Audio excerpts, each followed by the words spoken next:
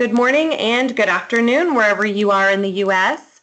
Welcome to our webcast today. The topic is solving thermal issues in electronics design with Flow EFD for solid edge.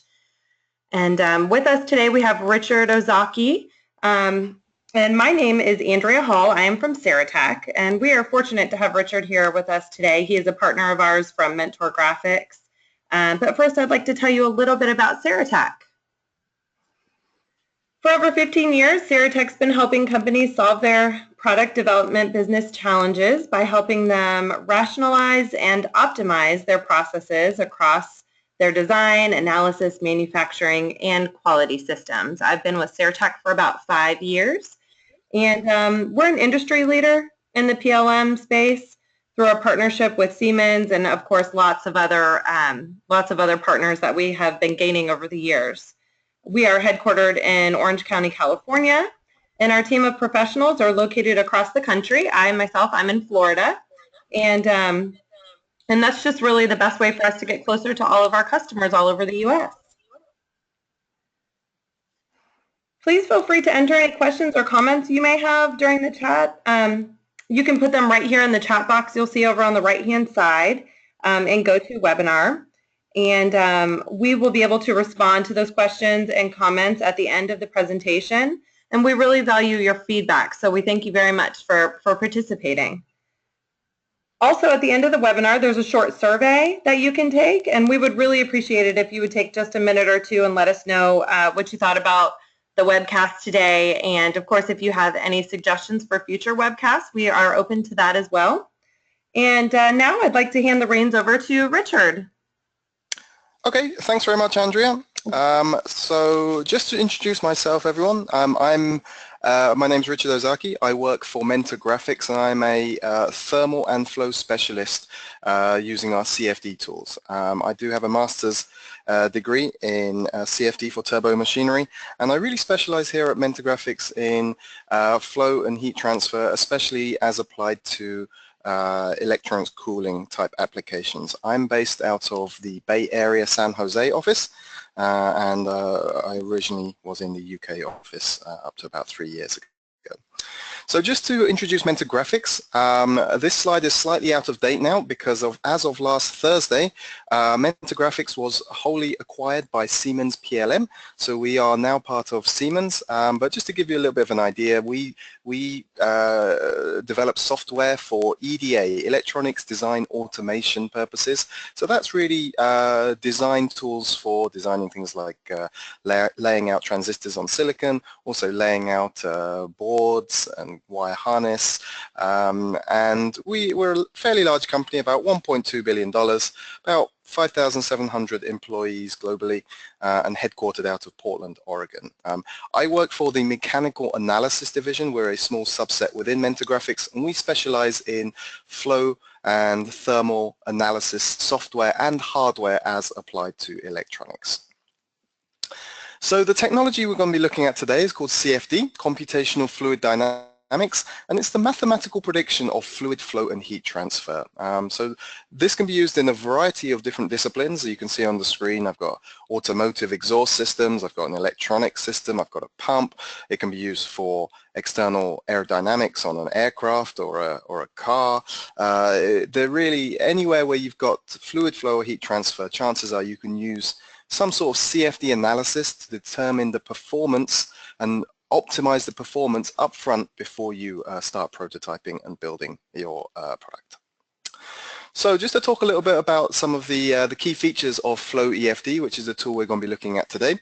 It is seamlessly integrated within various different CAD packages. So you can see today we're going to be looking at the Solid Edge version. We also have a version for NX. We also have versions for PTC, SolidWorks, Dassault, CATIA. So the real benefit of being inside of a MCAD system is that you're not translating any geometry, and you're going to have full access to that parametric CAD data. So that makes making changes and doing variants very simple, because you just need to link it into your family of assemblies, basically. Another one of the key features in FlowEFD is some of the meshing technology built into the software. So we have something called immersed boundary meshing, which means that we don't need to have a very fine grid count or a grid refinement level on the surface or at the walls of your geometry. Other tools do require this because of the way that the boundary layer is captured, but in FlowEFD we have a very robust and numerical engineering approach to solving the boundary layer. And this just means that we have a much lower meshing time and it reduces the knowledge required by the user to actually get some decent, accurate results from a CFD tool. One of the other key features is our turbulence model. Okay, so this has been validated over a wide range of Reynolds numbers and flow conditions. We can handle laminar, transitional and fully turbulent flow regimes within a single model. Okay, so you don't need to set up or know any of the flow properties beforehand, and the real benefits here are, yeah, again, you don't need to know these things, right? You can just set it up, let it go, and the answer you get, you can be confident that you're going to get an accurate result at the end. The modified wall function, this is in conjunction with our meshing technology, allows you to capture the boundary layer without that very high grid count at the wall, right? So even without being a CFD expert, you can get very, very accurate results. The modified wall function combined with the turbulence model, combined with the meshing, really gives FlowEFD its ease of use and versatility when it comes to different types of CFD applications. And then finally, the parametric study variant analysis. I kind of touched on this earlier, but because we're inside the CAD system, we can make variations very simply. You can vary constraints, you can vary family of assemblies, family of parts, and then just tag on a FlowEFD analysis onto the end of those. So you're only setting up the base project once and then copying or cloning that project onto all the other variants, hitting run or even doing a batch run, and it will solve those sequentially for you, and you can get a delta between those projects much faster than exporting a step file, for example, and going through the process every time. Okay, so really allows you to do what-if simulations, and also we also have some nice features for design of experiment, DOE analyses as well. So that's just some of the key features. What I want to do now is kind of jump straight into a demonstration of the software. So this is my version of Solid Edge. If I go to the information, and maybe it's not there, but if I go to, let's go to the settings and then the add-ins, you'll see that we have this FlowEFD for Solid Edge option turned on. So that enables the plugin for FlowEFD inside the Solid Edge environment. Okay, and you'll notice that we have an extra tab up here. We have the Flow Analysis tab. This gives us our ribbon toolbar for our FlowEFD. And also I've got a Flow Analysis tab, FlowEFD analysis tab here as well, where we're going to set up all of the boundary conditions for our particular project. Now we're going to be focusing on an electronics cooling type application. If I just have a quick look at some of the geometry, I have a cover and a case, which is some sheet metal items. I have a PCB with various components on there. I have a fan, I have a heatsink, and if I look in between the heatsink and this main component, you'll notice that we have a thermal interface material, a blue item there, sorry, an orange item there, and that's a critical heat flow path, so it's important to model that accurately. So that's some of the layout of the geometry that we're going to be looking at today. But before I jump straight into the analysis, I want to show you some of our PCB import capabilities. We do have the ability to import some EDA data, EDA being ECAD effectively, and the file format that we like is called ODB++. Now ODB++ is a neutral file format for PCBs, and this includes all of the stack-up information, so the number of layers, the thickness of each layer, it includes the component locations, it includes all of the copper geometry, so things like pads, nets, vias, traces, all of that geometry comes across in this ODB++ file format. So you can see, looking at layer 1, I have a thickness to this layer in copper ounces. I also have a percentage coverage of copper. And this is critical because the more copper content a PCB has, the more conductive it is, the more heat is going to spread within the board. As PCBs are getting smaller and smaller, we're seeing them in IoT devices everywhere, the layout and the compactness of the PCB is becoming more and more critical thermally. You're packing more high power, higher functionality ICs closer together on an ever smaller board to fit in smaller spaces. They have to be cooled by natural convection typically. So modeling the PCB is a really critical step in ensuring that you're going to get accurate thermal results from your electronics cooling analysis. So we have the ability to import this board. I can add more information onto the chips if I wished, but the key thing here is I can go from that ODB++ file, which is effectively a 2D manufacturing file format, into a 3D solid edge assembly. So this has created for me this assembly over in Solid Edge, and you can see here's my PC board. It's got all the, well, it's all grey at the moment, but it's got all the components, it's got the board in there, there's various levels of modeling that PCB, so it's just a step up from using the simple IDF file format which you may have used in the past. It just adds a little bit more information in there for you. Now, I've already placed this PCB in the correct location in my assembly, so I'm just going to jump back into my assembly. I've just closed this board. Okay, and now I'm going to start going through the setup process for this particular flow simulation. Ooh, just bear with me a second. It's just taking a second to close that. There we go. All right, let's go through the wizard. And I've already got one project called Project 1, so I've got a new one called Project 2. I can choose my unit system, so I can choose US, for example. I'm going to choose my SI custom, so this is going to give me my pressure in pascals. My temperature, I can drop that down to Fahrenheit if I wish. Now this is going to be an external analysis. There's slots in the side of this enclosure. There's holes for the fan outlet. So this isn't a closed domain. So this is going to be an external analysis where air is free to enter and leave through any of the faces of my computational domain. I'm also interested in heat conduction in solids. Radiation is a critical heat transfer mechanism, and I'm going to increase the environmental temperature to, let's say, 95 degrees Fahrenheit. I can also look at gravitational effects. So if I'm looking at natural convection, I need to set a gravitational direction, and due to buoyancy forces, the air is going to move up and away from the electronics. Okay. I'm going to choose my default fluid. So this is going to be air.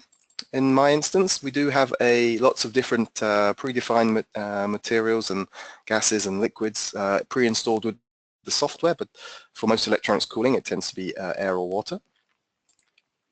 Okay, I'm going to choose my default solid. So what is most of the components in my model made out of? Well, that's probably the chips on my board. So I'm going to come to my IC packages, and I'm going to choose a typical chip array. So the typical IC packages, based on what sort of package that you have, whether it's a BGA or a QFN or a PLCC, these are all different ways of communicating the silicon out to the PCB. You can select a different material on those, okay? But as we'll come to see a little bit later, when it comes to the more critical components, we have a better, more refined way of modeling these components.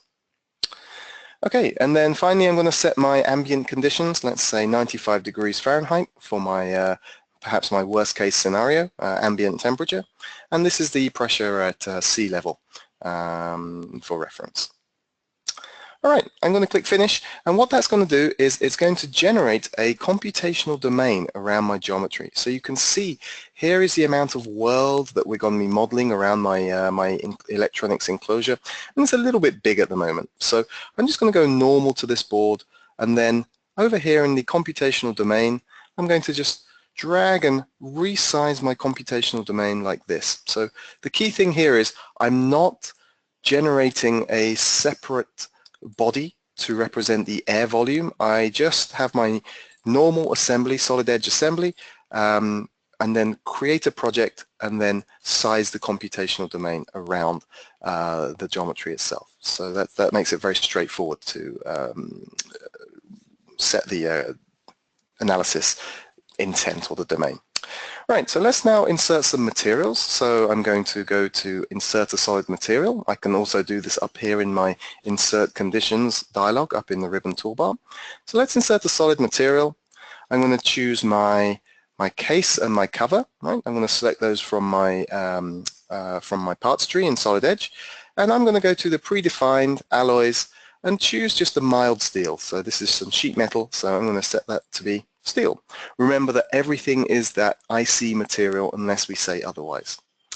Again, I'm going to insert another solid material. Let's choose my heatsink this time. Okay, my heatsink.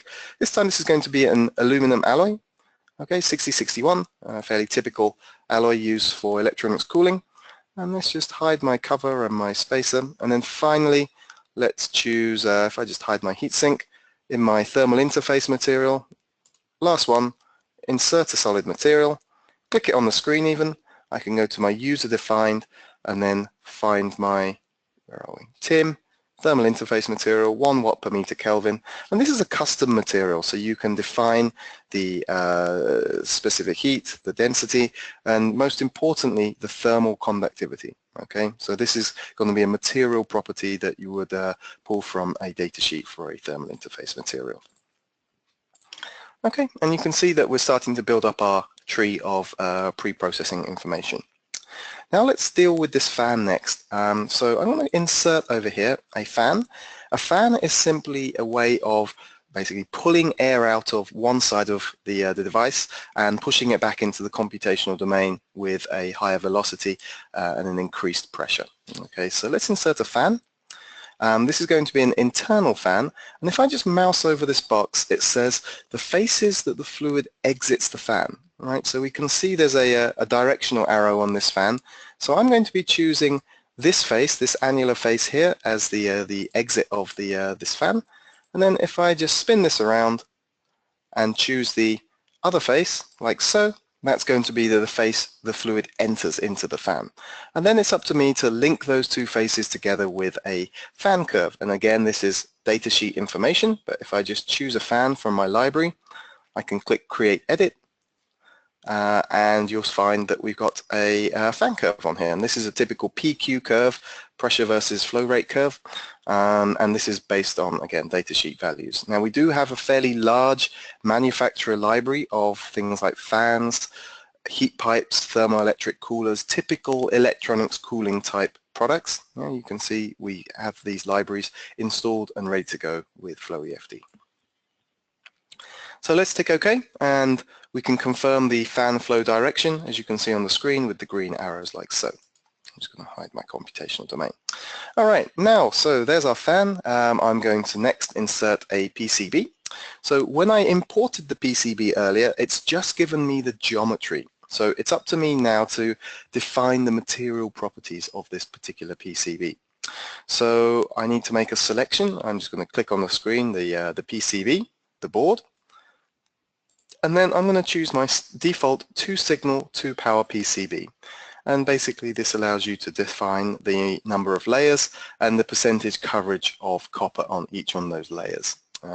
If you had chosen a detailed board over in the EDA bridge right at the start, this would all be done for you, so you don't need to worry about this. Okay, so you tick OK, and you can see I've got a printed circuit board smart part applied onto that component.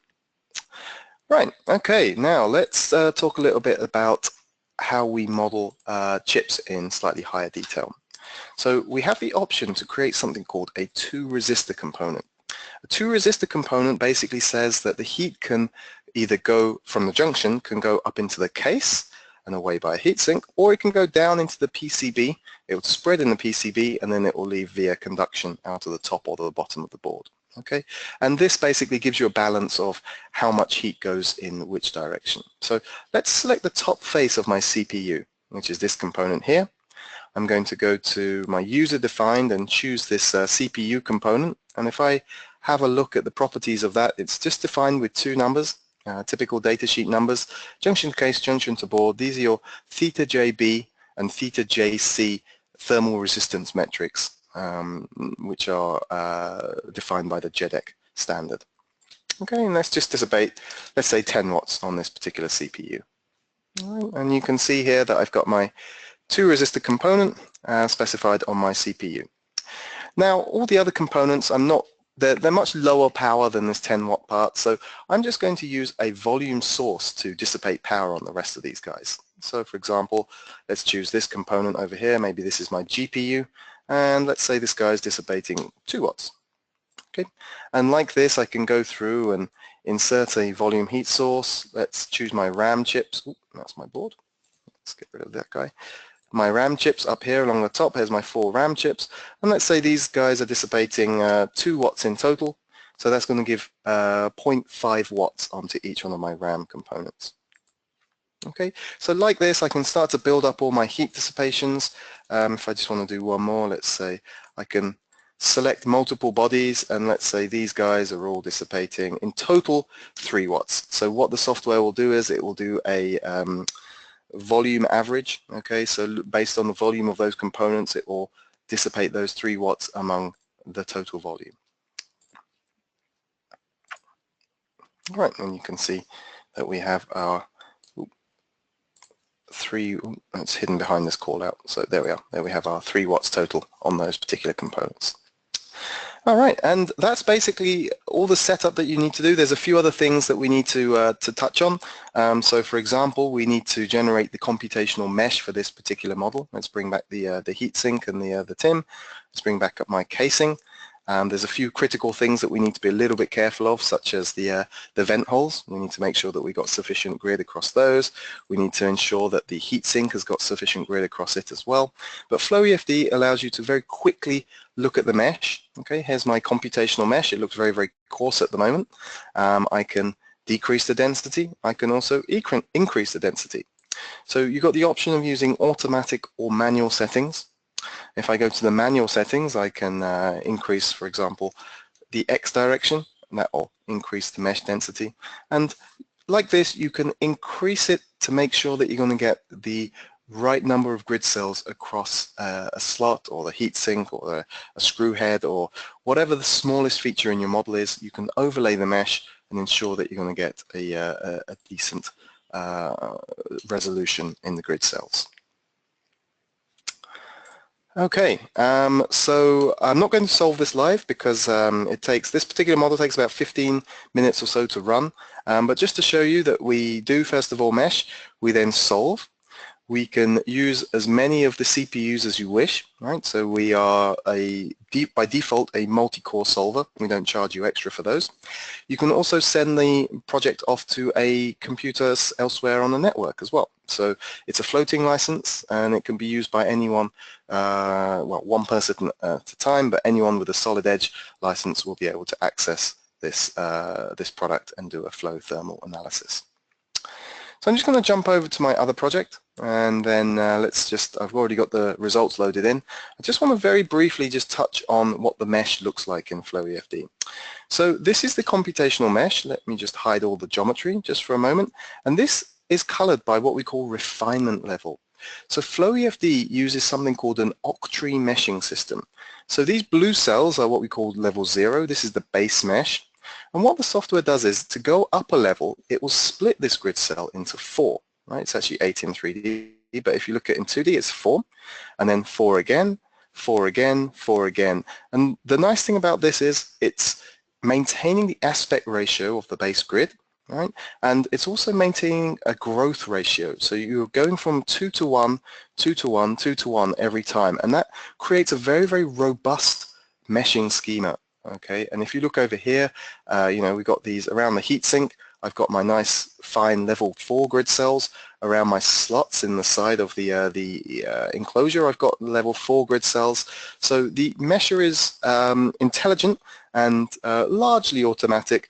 You can also create local meshes on certain components that you wish as well. Right? So you can create localized meshes, and it's not just automatic. So that was the mesh. Let's just have a quick look at some of the results. Oh, actually, before I do that, let me just have a look at the results summary. So this actually took more than 15 minutes. This was more like, what's that, about 35, 40 minutes or so.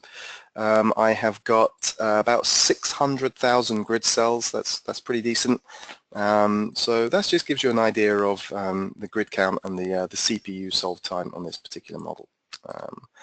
Let's have a look at the results in a cross section. So here we're looking at, my legend is underneath, but here we're looking at a temperature sliced through the model. If I probe this, you can see my ambient at 95.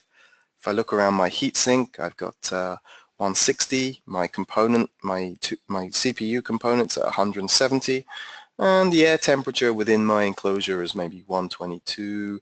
This component's at 150. So you can have a look at what sort of temperatures that you're going to be expecting within the model. I can obviously bring the geometry back, and if I was to, let's just hide the cover in the case, I can actually move this anywhere inside the model that I wish, place it down, and it will give me the temperature variation at that particular location.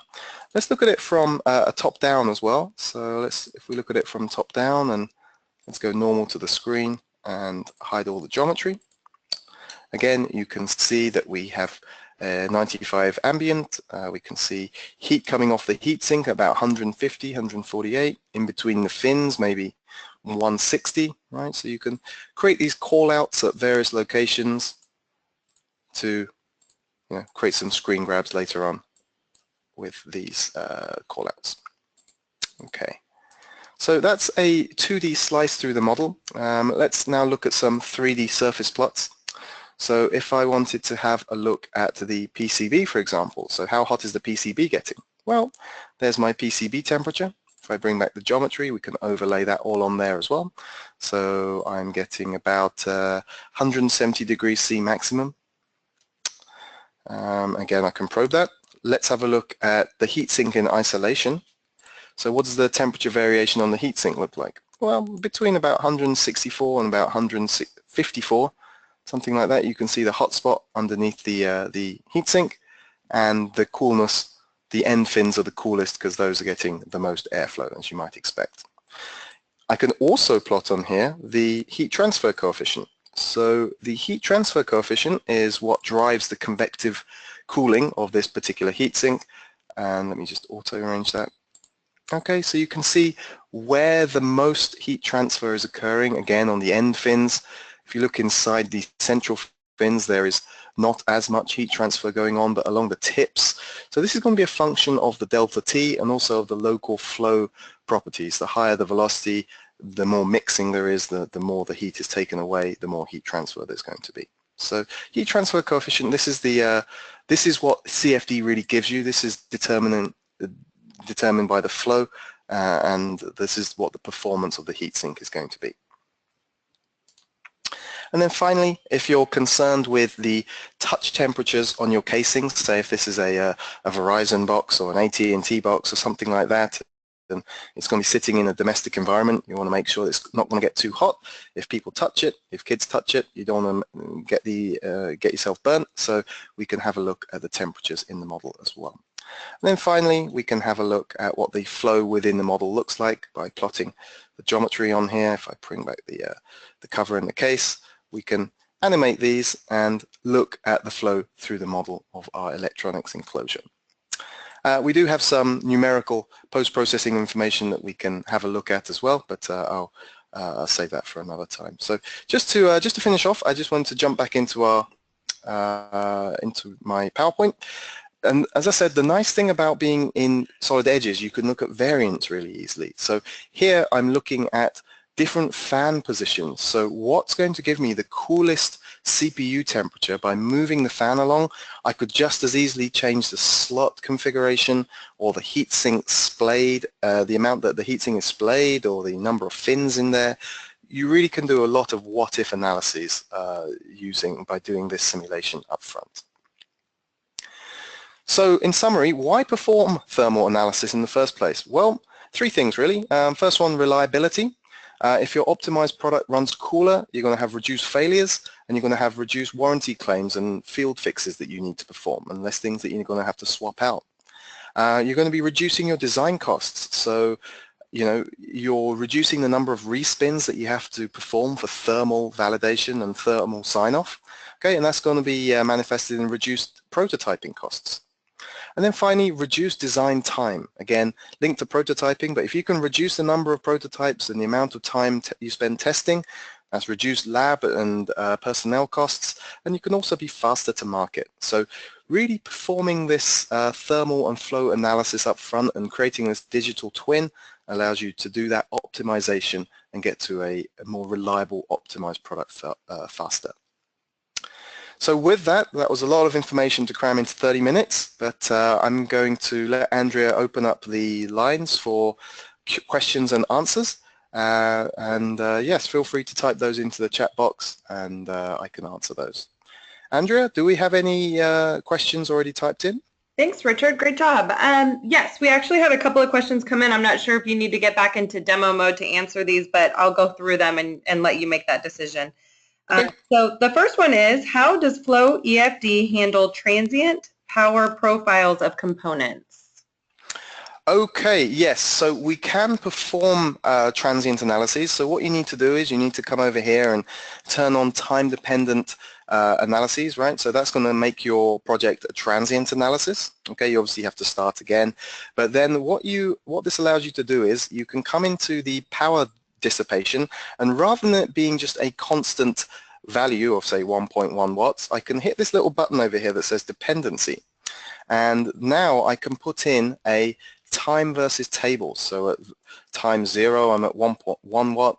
After 1 second, this ramps up to 2 watts. And then after 5 seconds, it maybe goes up to 5 watts. So you can create a chart of dissipation versus time to more closely mimic maybe your worst case scenario or a typical operation cycle of your particular device.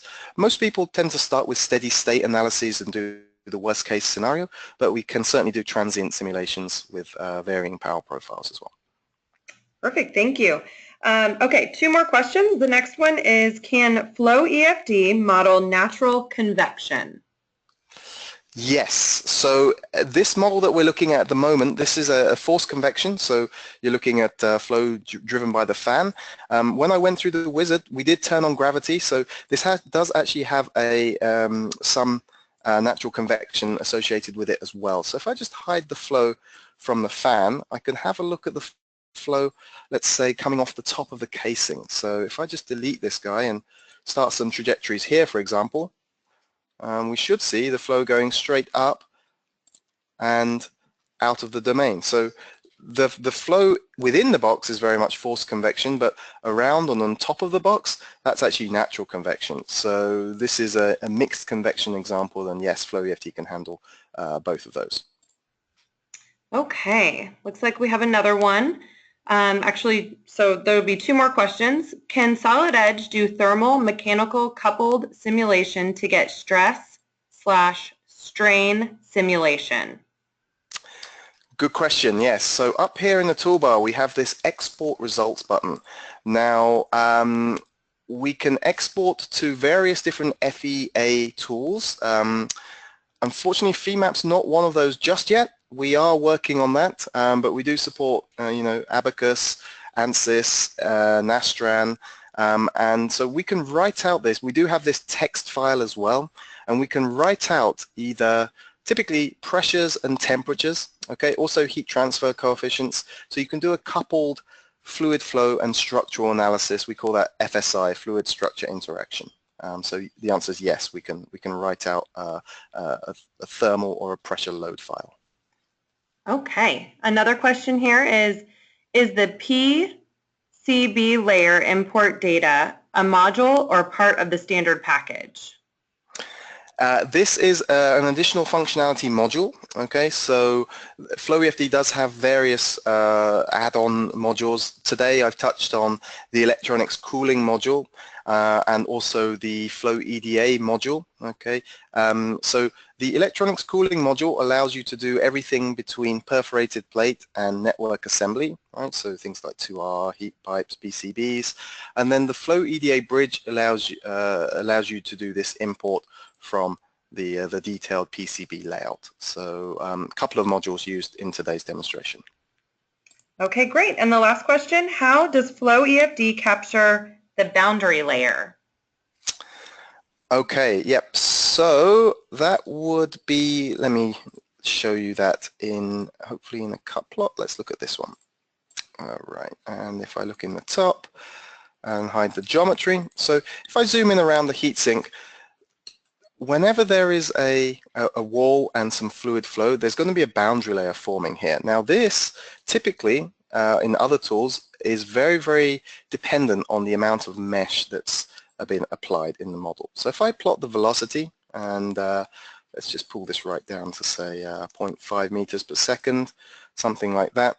And then also I display the boundary layer on here. If I go display the boundary layer, you can see we have these very small grid cells at the wall, but we're still capturing the boundary layer and the heat transfer by convection within the boundary layer correctly.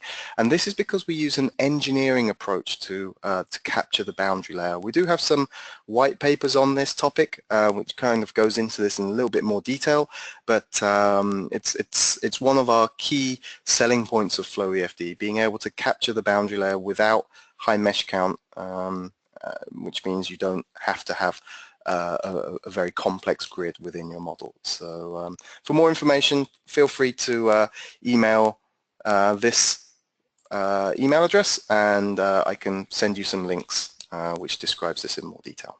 Yes, absolutely. Thank you so much. Yes, you can reach us at info@saratech.com. And if you go to the next slide, I think there's one more. Yep.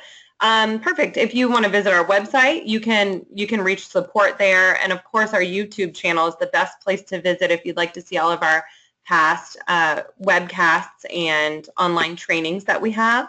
And I will be sending out the link to this webcast today so that you can watch it on your own time, we would love it if you would pass it along to a friend or a colleague as well. But thank you everyone for participating. Thank you for coming today, and we hope to see you again. We do these webcasts every single month, the first and third Thursday, or I'm sorry, today is Wednesday, isn't it? First and third Wednesday of every month at 11 a.m. Pacific. And thank you again. I hope you have a wonderful day. Bye.